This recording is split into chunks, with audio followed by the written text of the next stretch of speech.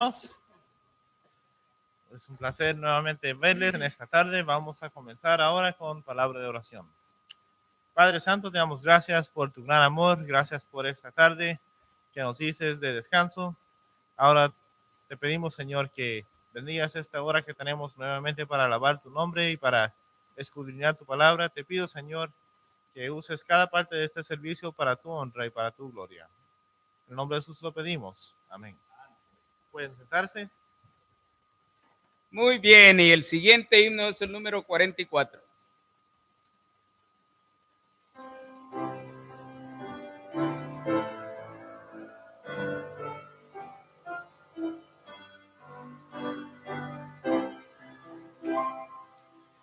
Con cántico, Señor,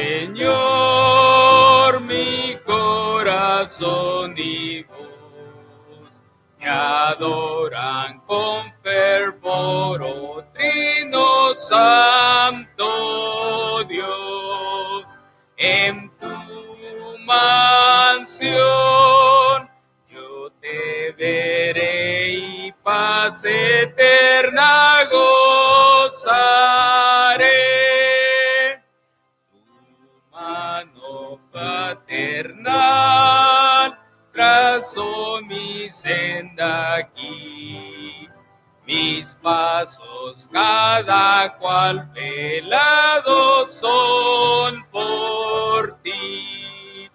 En tu mansión yo te veré y paz eterna gozaré. Innumerables son los bienes y sin par que por tu compasión recibo sin cesar. En tu mansión yo te veré y paz eterna gozaré. Amén.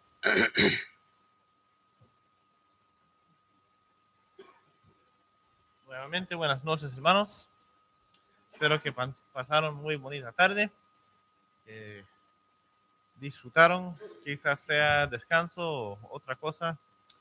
Quisiera recordarles de los anuncios. Primeramente, el pastor está de viaje y estará de vuelta el viernes, no sé a qué hora, pero oren por él, por su que disfrute, que no pase todo el tiempo en el laptop trabajando, pero que actualmente descanse un poco. Yo le dije, le recomendé, mejor deja esa computadora aquí, así aseguras que dedicas tiempo a actualmente pasar buen tiempo ahí, pero él insistió que cómo iba a poder vivir con sí mismo sin trabajar, así que bueno, ¿qué uno va a hacer? Oren por él, por su tiempo ahí y que puedan volver con bien a nosotros. Recordándoles que la próxima reunión de las damas es este sábado 26 de enero a las 7 de la noche. Así que mujeres, no están permitidos tener más que 21. Así aseguramos por fin tener victoria. Así que mujeres, su número es 21. ¿Verdad, Esther? Este sábado a las 7 de la tarde. Nuestro próximo día para la limpieza es febrero 2 a las 9 de la mañana. Y próxima reunión para los hombres es 16 de febrero a las 8 de la mañana. Con eso vamos a pedir la bendición de Dios sobre sus diezmos y nuestras ofrendas. Oremos. Padre Santo, te damos gracias por tu gran amor para con nosotros. Gracias, Señor, por otra vez la oportunidad de venir ante ti, presentar estos diezmos y tus ofrendas, y tus diezmos, Señor, agradándote por todo lo que has hecho por nosotros. Has sido tan bondadoso. Ayúdanos, Señor, recordar y dar libremente como tú nos has dado. Bendiga tus los diezmos y ofrendas en el nombre de Jesús. Amén.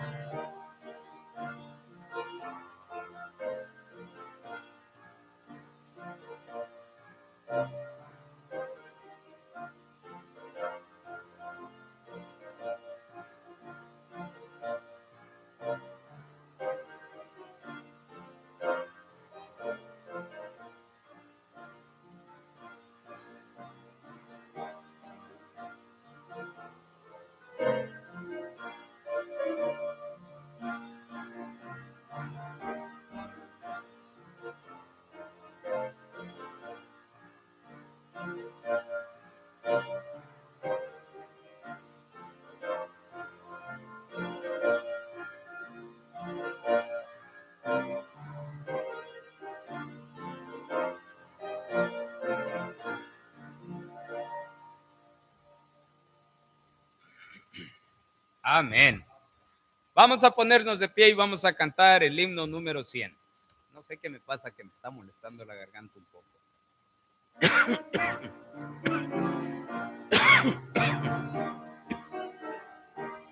Número 100.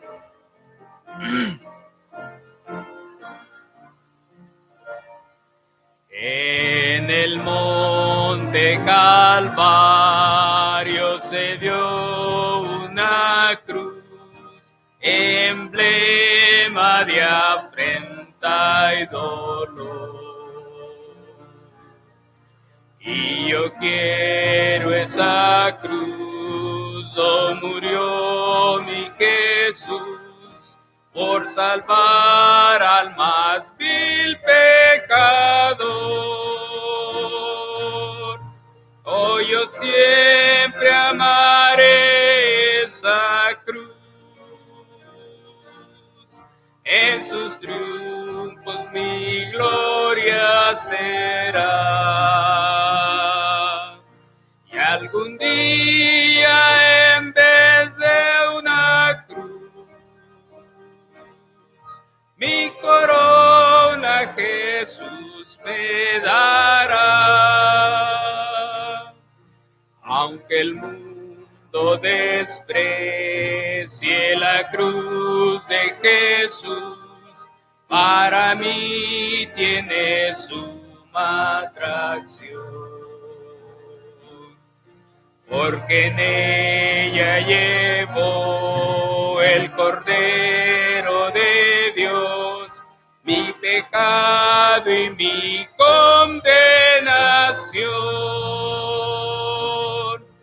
Oh, yo siempre amaré esa cruz. En sus triunfos mi gloria será. Y algún día, en vez de una cruz, mi corona Jesús me dará.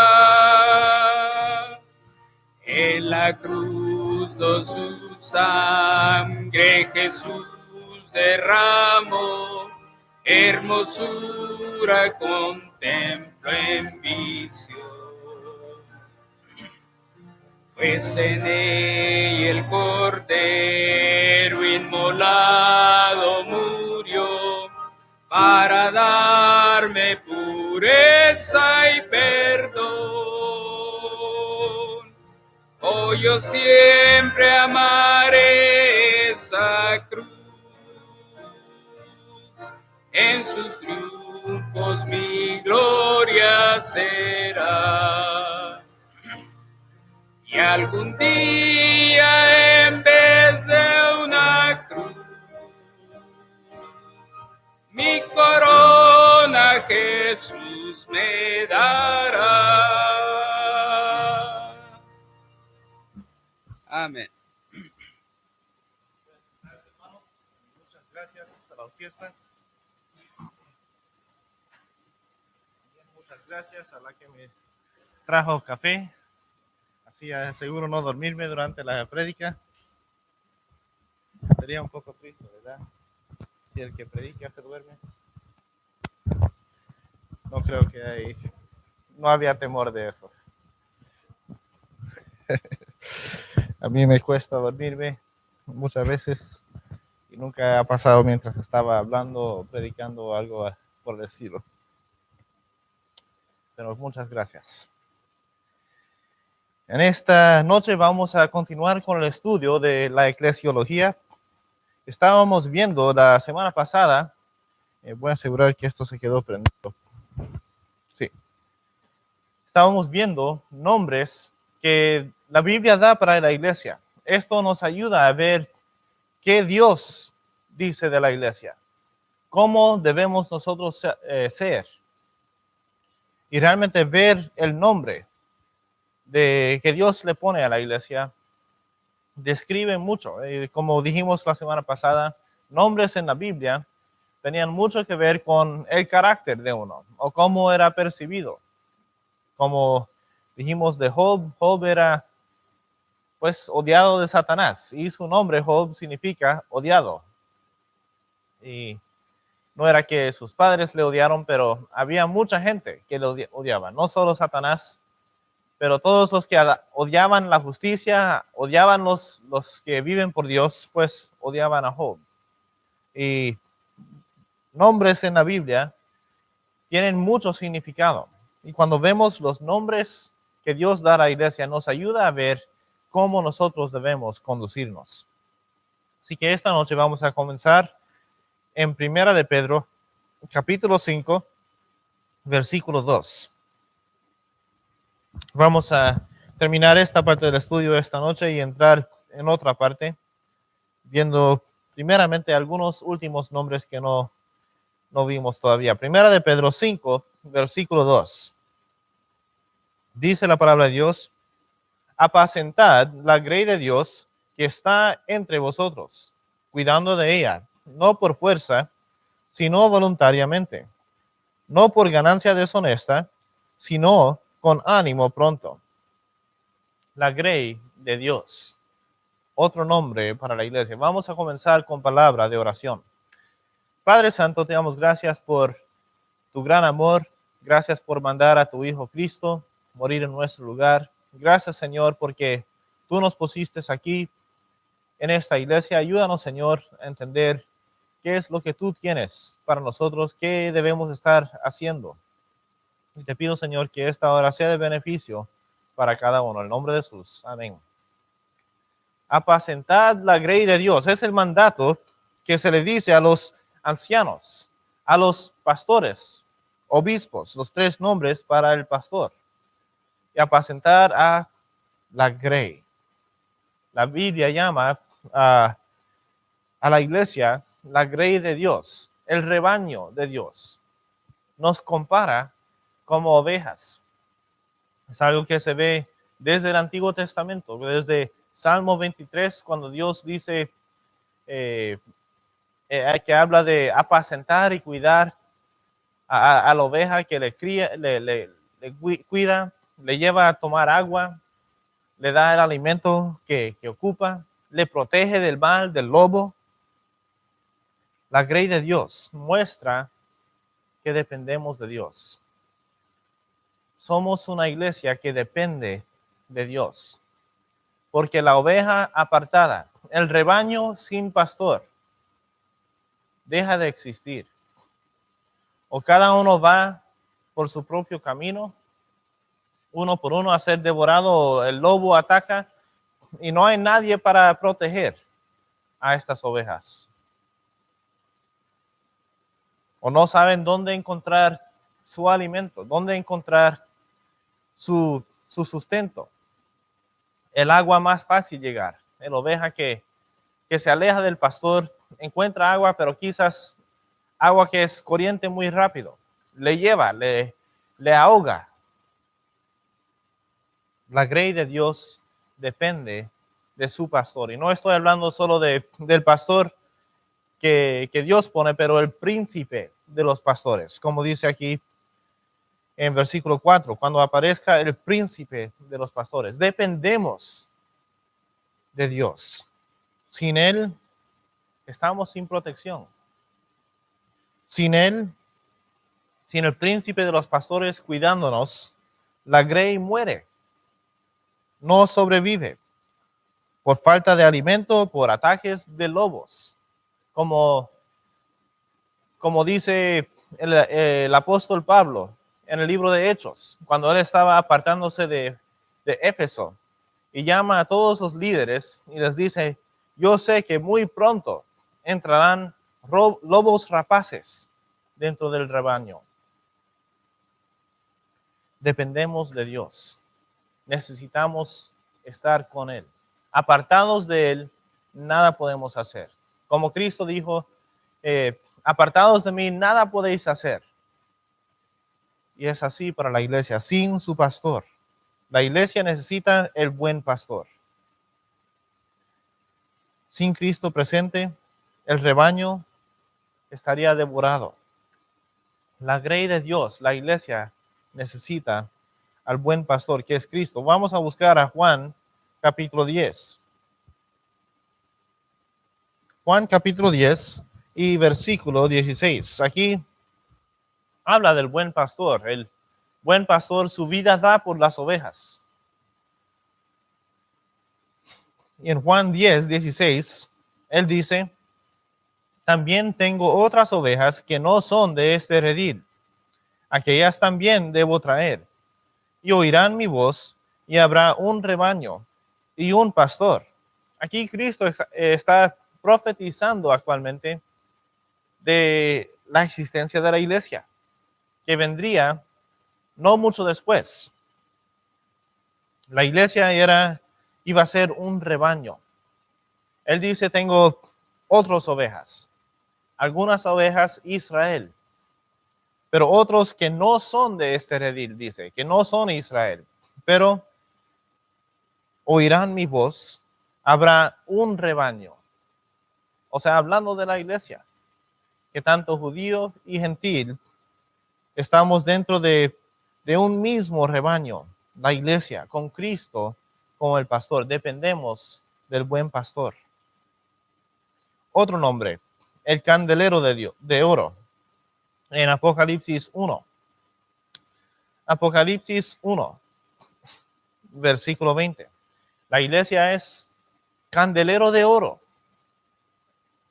Cuando aquí el Señor Jesucristo da su revelación, recuerda, es la revelación de Jesucristo que Él da. Él comienza dando mensajes a 7 iglesias y muestra esta visión a Juan. Y leemos en Apocalipsis 1:20: el misterio de las 7 estrellas que has visto en mi diestra y de los 7 candeleros de oro. Las 7 estrellas son los ángeles. Recuerda que ángelos significa ángel o mensajero. Pudiera significar pastor. Son los ángeles de las 7 iglesias, y los 7 candeleros que has visto son las 7 iglesias. Aquí la iglesia es llamado candelero de oro. Es algo que alumbra. Es candelero que tiene luz, da luz para que todos vean. Muestra que la iglesia debe estar haciendo la obra que Dios nos puso aquí, de ser luz a un mundo oscuro en tinieblas y en pecado, que necesitan la verdad de la palabra de Dios, necesitan creer en lo que Cristo hizo por ellos, y es el rol de la iglesia, ser la luz.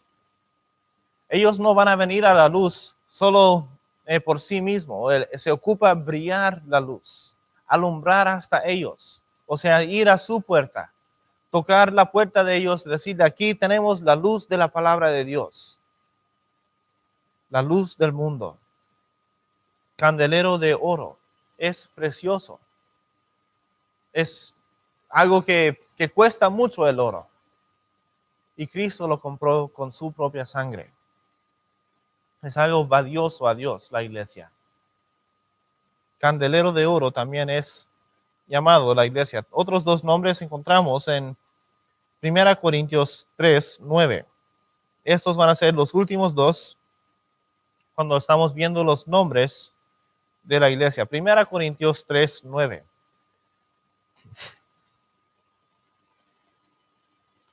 Primera Corintios 3:9. Porque nosotros somos colaboradores de Dios, y vosotros sois labranza de Dios, edificio de Dios. Labranza de Dios, edificio de Dios. Son nombres que se da a la iglesia. La iglesia es labranza de Dios. Somos un campo en lo cual Dios está obrando. Él está trabajando para producir algo. No es un campo que se deja ya que cualquier cosa crezca. Que crezcan los, ¿cómo se diría? Los espinos, gracias. Los espinos. Que algo que ahoga, que no es de provecho, no trae fruto. Cristo está labrando. No tiene un campo ahí dejado a solas. Está trabajando, no abandonó su obra. La iglesia es obra de Dios. Y otra vez repite el mismo pensamiento con decir edificio de Dios. Dios dice que somos su edificio, su construcción. Nos está edificando. La iglesia es su edificio. Otra vez, a veces nos referimos a este lugar como la iglesia, este edificio. Pero el edificio somos nosotros. Nosotros, los creyentes, somos el edificio de Dios, la iglesia. La gente dice cosas como en las noticias, un fuego comenzó y quemó aquella iglesia. Pues si estamos hablando de lo que Dios llama la iglesia, nosotros, un fuego no quema la iglesia. El fuego quema quizás un edificio, una construcción, pero el edificio de Dios, la iglesia, los creyentes, no es quemada por fuego. Nosotros somos el edificio de Dios. Y si este lugar aquí se quemara, todavía la iglesia existe. Dios no está construyendo edificios de madera, de hierro, de ladrillos, de piedras. Él está construyendo congregaciones de creyentes. Hay iglesias hoy en día que piensan que le encanta impresionar con cuán grande edificio pueden construir. Y aunque nadie entre a la iglesia, aunque hayan solo unos 15 que entran a tal iglesia, igual tienen edificios bonitos que costó millones de dólares. Iglesias, religiones que así practican. El edificio es todo. El edificio no importa nada. Lo que es importante somos nosotros, el verdadero edificio de Dios, los creyentes. Dios está activamente edificando la iglesia. Vamos a buscar a Mateo 16. Mateo 16, 15 al 18. Dios está edificando la iglesia. Y Él prometió hacerlo. Mateo 16, 15 al 18.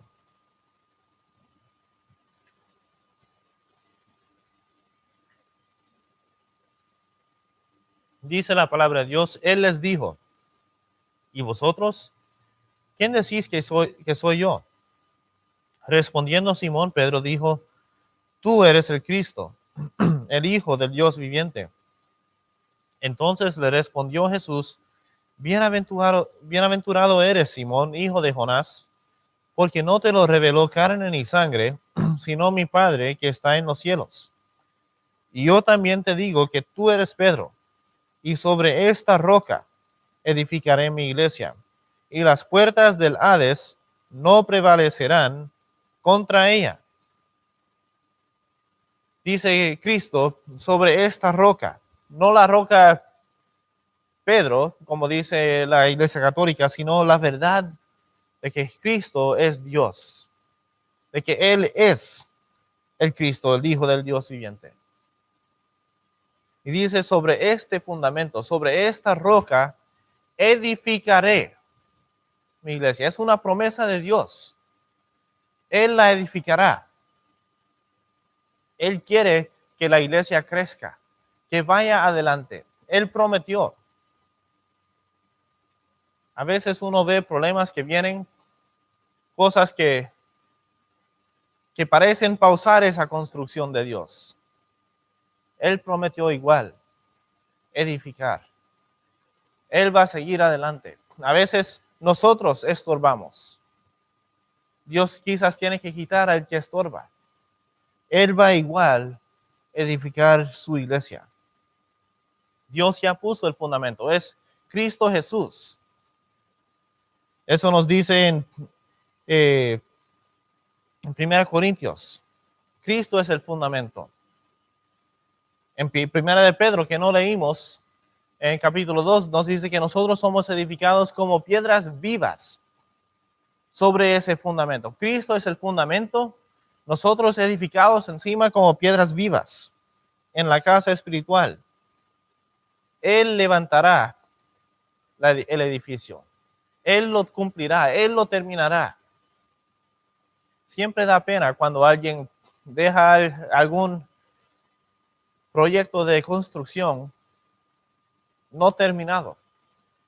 Eso es algo que enfrentamos en Puerto Rico, tristemente.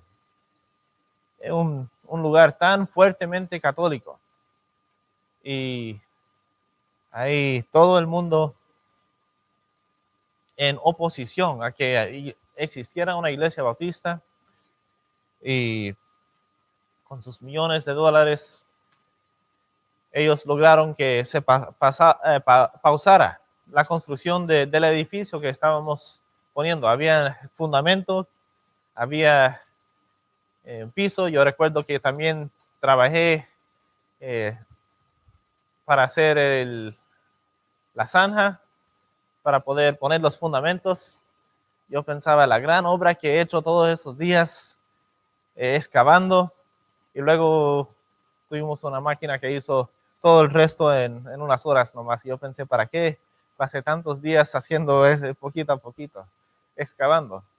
Pero teníamos piso, teníamos algo de las paredes, y ahí vino y pararon el edificio. Pero quizás no era la voluntad de Dios en ese lugar, porque si no nos hubieran parado ahí, no se hubieran ido quizás a Honduras, no me hubiera casado con Esther. Así que quizás Dios tenía mayores propósitos que nosotros no veíamos en el momento. Pero da pena, da tristeza cuando no se cumple, no se termine un edificio. Pero Dios promete su edificio, la iglesia. No importa los ataques del enemigo. Si Él logra quizás un edificio físico parar, igual la iglesia somos nosotros. Y la iglesia que se comenzó ahí todavía existe. Aunque ese edificio físico no se construyó al fin, no se terminó, la iglesia todavía es fiel a Dios. Dios va a edificar su iglesia. Él lo levantará, Él lo terminará. La pregunta es, con el fundamento de Cristo, ¿cómo estamos nosotros edificando encima? ¿Cómo estamos construyendo sobre lo que ya se edificó? ¿Qué clase de materiales estamos poniendo? Vamos a buscar a 1 Corintios, otra vez capítulo 3, versículo 9 nuevamente. 1 Corintios 3, comenzando el versículo 9. Porque nosotros somos colaboradores de Dios, y vosotros sois labranza de Dios, edificio de Dios.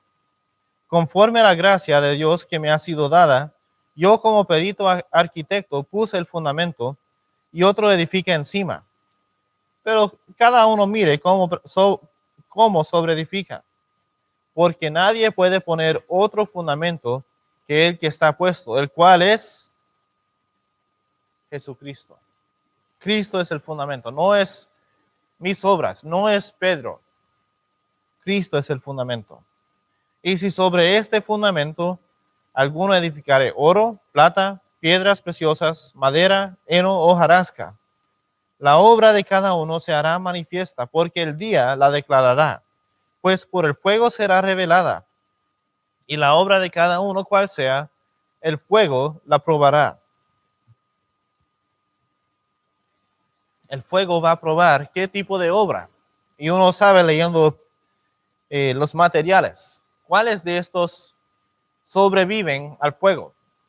Pues madera, heno, hojarasca no son cosas que sobreviven muy bien al fuego. Son cosas que no agradaban a Dios, que no eran parte de su plan para el edificio. Por eso Dios dice, mire cada uno cómo edifica. El fundamento ya se puso. ¿Qué cosas estamos nosotros edificando en esta iglesia, este edificio de Dios? Cada uno tenemos un parte para hacer como edificio de Dios. ¿Cómo estamos edificando sobre lo que ya se puso? ¿Qué parte estamos nosotros haciendo? ¿Poniendo oro, plata, piedras preciosas o cosas que no valen para nada? Todos edificamos, pero estamos edificando a través del pecado o con la justicia de Cristo, edificando buenas obras para Él. Así que la iglesia es labranza de Dios, edificio de Dios. Él prometió cumplir lo que Él está trabajando. No nos dejó aquí, pero Él está con nosotros trabajando todavía. Así que hemos visto muchos nombres que se dan a la iglesia. Somos cuerpo de Cristo, unidos con Él. Diferentes partes del cuerpo, pero todos puestos aquí a propósito. Familia de Dios, labranza, edificio de Dios, su rebaño. Entonces quiero ver ahora algunos nombres que erradamente se dan a la iglesia, o erradamente hoy en día se aplican para la iglesia. Así que vamos a ver, en primer lugar, la novia de Cristo. La iglesia es muchas veces llamada la novia de Cristo o la esposa de Cristo.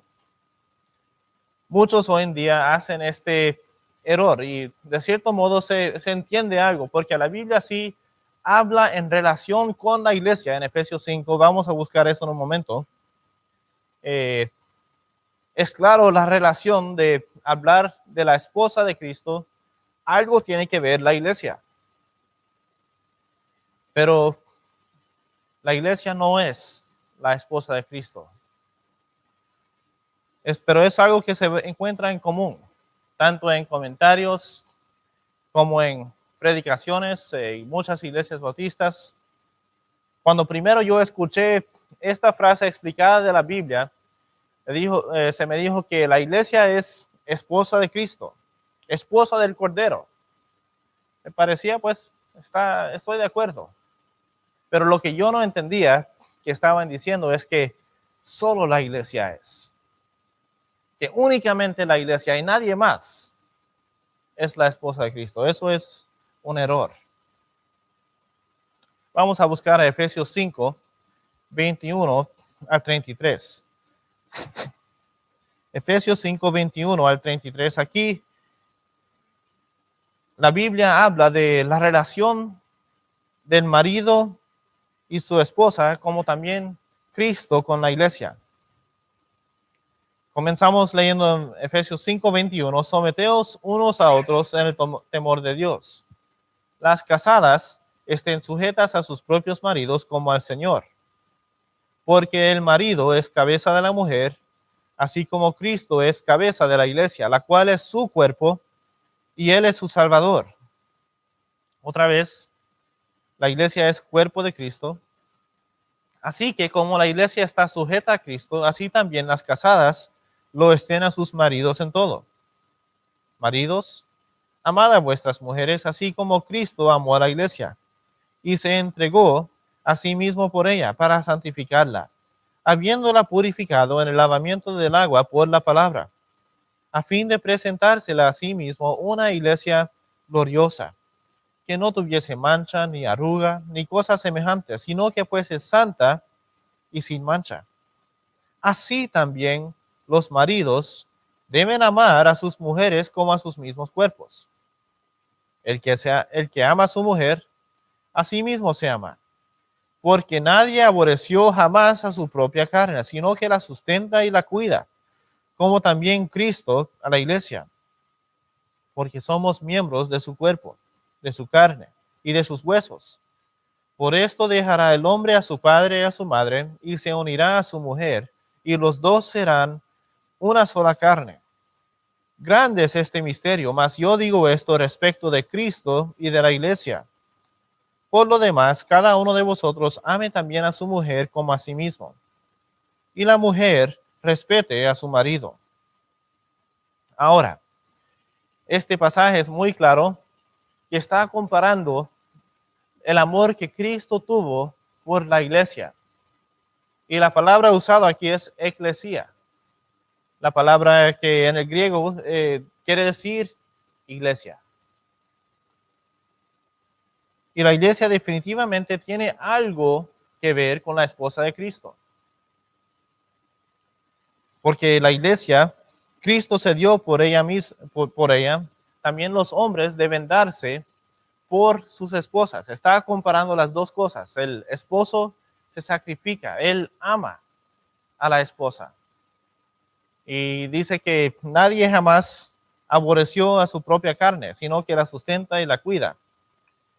Aunque algunos pareciéramos que quizás no tan bien lo sustentamos o cuidamos, quizás pasamos un mes no bañándonos y no nos cuidamos muy bien, pero uno pensaría que cuidamos el propio cuerpo, ¿verdad? Así debemos cuidar la esposa y así Cristo cuida de la iglesia. Entonces es obvio que Cristo y la iglesia, Cristo y la esposa, tiene algo que ver. La diferencia es, muchos dicen que Cristo, la esposa de Cristo es únicamente la iglesia. Solo la iglesia. Que nadie más es parte de este grupo que se llama la esposa de Cristo. Recuerda que esto es lo que dice la palabra de Dios. Cristo dejó a su padre. Por tanto, dejará el hombre a su padre y su madre y se unirá a su mujer y serán una sola carne. Cristo dejó a su Padre Celestial en búsqueda de una esposa. Así que la iglesia forma parte de ese grupo. Hay muchos hoy en día, y en inglés tienen un nombre que se traduce más o menos a la esposa bautista, que piensan que solo los bautistas son la esposa del Cordero.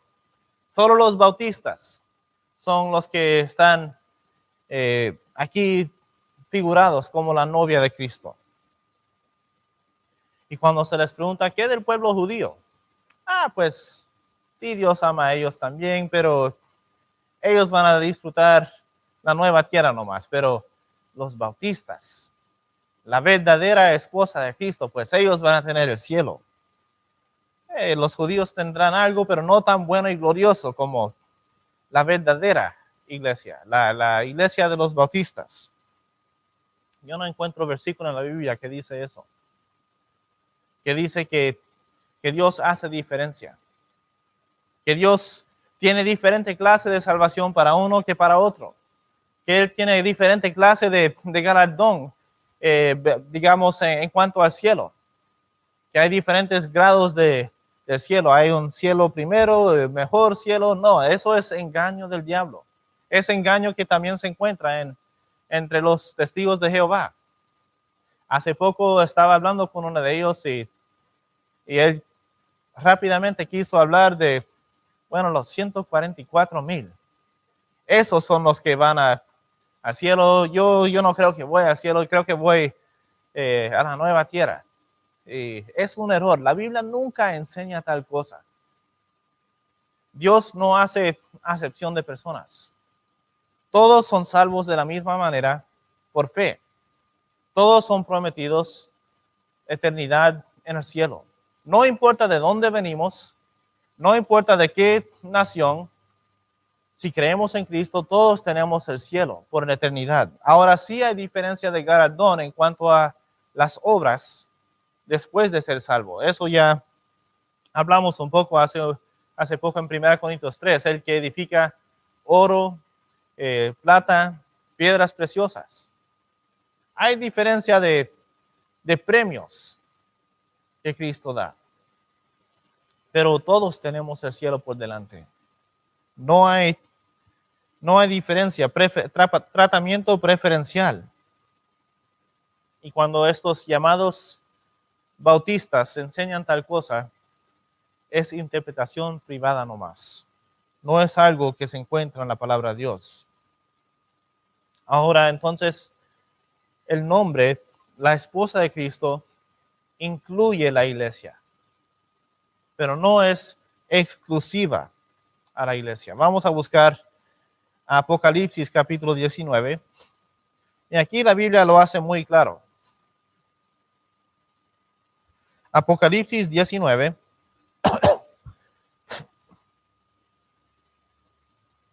Versículos 6 al 9. Apocalipsis 19, 6 al 9. Y oí como la voz de una gran multitud, como el estruendo de muchas aguas, y como la voz de grandes truenos que decía, Aleluya, porque el Señor nuestro Dios Todopoderoso reina. Gocémonos y alegrémonos, y démosle gloria, porque han llegado las bodas del Cordero, y su esposa se ha preparado. Y a ella se le ha concedido que se vista de lino fino, limpio y resplandeciente, porque el lino fino es las acciones justas de los santos. Y el ángel me dijo, escribe, bienaventurados los que son llamados a la cena de las bodas del Cordero. Y me dijo, estas son palabras verdaderas de Dios. Así que en Apocalipsis vemos que habrá alguna boda. Siempre nos gozamos en las bodas. Buen tiempo de gozo que dos jóvenes, o quizás para algunos ya no tan jóvenes, cuando uno por fin se logra casar, quizás se consideraría jóvenes a los 20, 28 años de edad. Yo sé que muchos se adelantan mucho antes que eso, pero todos se gozan, alegría. Buen tiempo de ver que dos personas se unen en amor. Y Cristo por fin va a estar unido con la esposa, lo cual Él dejó a su Padre Celestial para buscar. Por fin, unidad eterna con nuestro Señor y Salvador. Entonces, ¿quién es esta esposa del Cordero?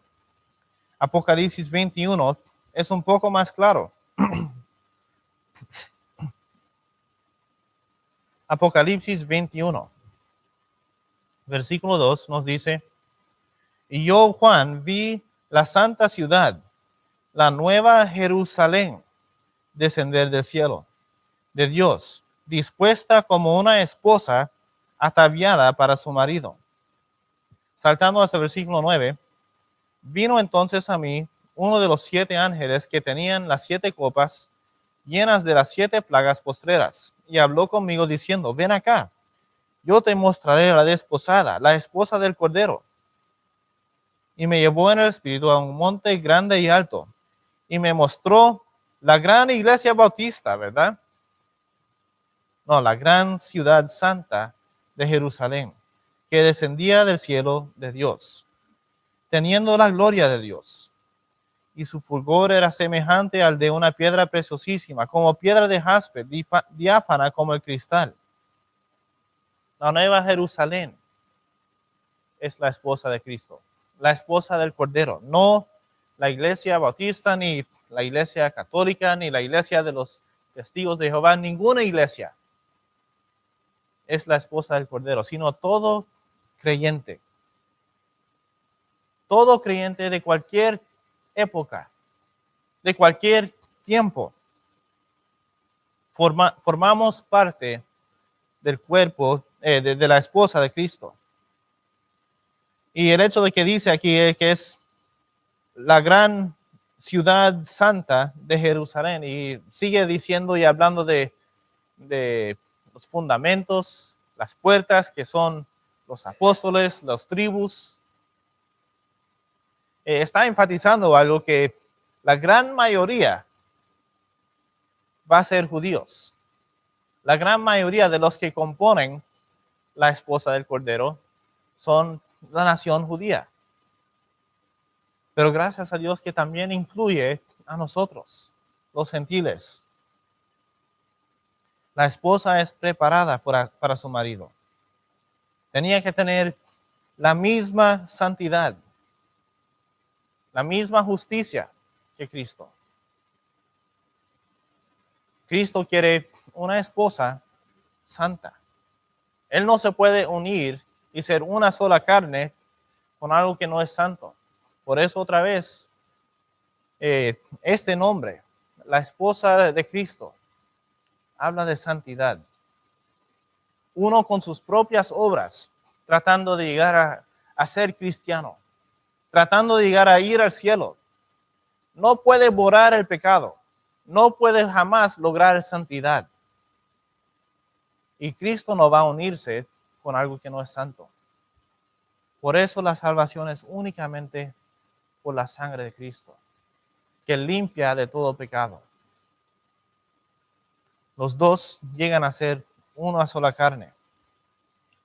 Él pone el ejemplo para nosotros. Nosotros también debiéramos buscar santidad, pureza, ser unidos en matrimonio, para que no llegue a ser matrimonio o martirimonio, como también he escuchado a algunos decir. Es cuando no vivimos en santidad que así llega a ser la cosa. Hay que vivir juntos, en amor, en santidad. Estar unidos como Cristo con la iglesia. Otro nombre, vamos a buscar ahora en el Antiguo Testamento. También he visto, busquen a Salmo 89, algunos comentarios decir que esto es un nombre para la iglesia. Estaba buscando a ver qué decían algunos otros en preparación para el estudio y ponían Salmo 89, versículo 7 como nombre para la iglesia. La iglesia era un misterio. No se sabía nada de la iglesia en el Antiguo Testamento. Es otro nombre erradamente dado a la iglesia, pero más bien habla de otra cosa. Salmo 89, versículo 7.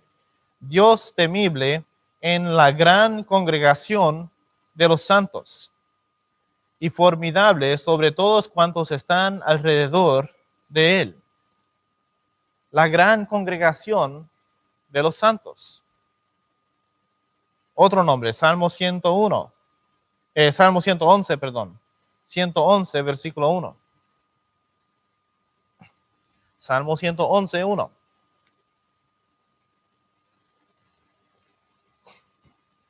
Alabaré a Jehová con todo el corazón en la compañía y congregación de los rectos.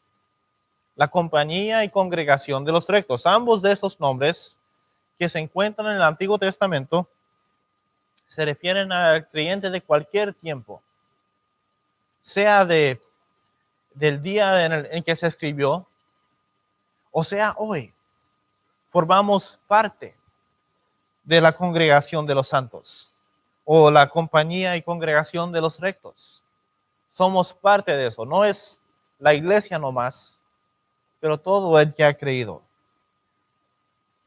Otro nombre igual que mal usado, Efesios 3, 14 y 15.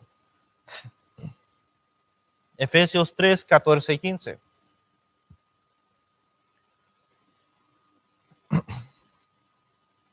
Efesios 3, 14 y 15 dice, por esta causa doblo mis rodillas ante el Padre de nuestro Señor Jesucristo, de quien toma nombre toda familia en los cielos y en la tierra.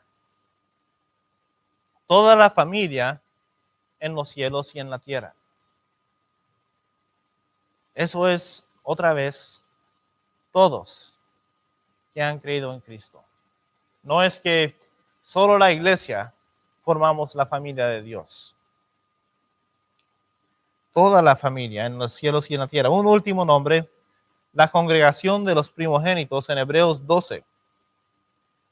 Hebreos 12, quería terminar esta sección, así que estoy yendo rápido. Hebreos 12, 22 al 23. Dice, sino que os habéis acercado al monte de Sión, a la ciudad del Dios vivo, Jerusalén la celestial, a la compañía de muchos millares de ángeles, a la congregación de los primogénitos que están inscritos en los cielos, a Dios el juez de todos, a los espíritus de los justos hechos perfectos. Cada uno de estos nombres, la esposa de Cristo, la gran congregación de los santos, la compañía y congregación de los rectos, toda la familia en los cielos y en la tierra, la congregación de los primogénitos. Se usan hoy en día para hablar de cierta denominación, de cierta iglesia, pero no es así. Más bien, se pudiera titular comúnmente la Iglesia Universal, muchos de estos nombres. Aunque para mí ese título, ese nombre, Iglesia Universal, como ya hemos dicho, el Antiguo Testamento no lleva la idea de la iglesia. Pero es un título que el mundo usa, Iglesia Universal, así que está bien. No es algo que realmente se encuentra de la Biblia, pero habla de todos los santos en toda parte. El cuerpo de Cristo, compuesto de todo creyente, tanto los presentes con Cristo hoy, como los que están aquí en la tierra. No importa dónde están. Cuando decimos que el cuerpo de Cristo, la iglesia, como también se llama la Iglesia Universal, está compuesta de todos los creyentes, reconocemos que eso incluye los del Antiguo Testamento, los que han sido resucitados. Formamos familia con ellos. Somos parte del mismo edificio. Hebreos 11 nos habla de los héroes de la fe. Y nosotros nos dice, hemos entrado en lo que ellos comenzaron. Dice en Hebreos 11, 39 y 40, y todos estos, aunque alcanzaron buen testimonio mediante la fe, no recibieron lo prometido, proveyendo Dios alguna cosa mejor para nosotros, para que no fuesen ellos perfeccionados aparte de nosotros. O sea que todos juntos somos parte del mismo grupo. Ahí vamos a reconocer, a ver a estos héroes de la fe, a ver a Noé, preguntarle cómo es que él pudo soportar estar todo un año en este barco, o más bien cómo la esposa de Noé pudo soportar a él por todo un año. Yo sé que así es, sin poder tener vacación de él. ¿Verdad? Así quizás las mujeres a veces quisieran tener vacación de su esposo.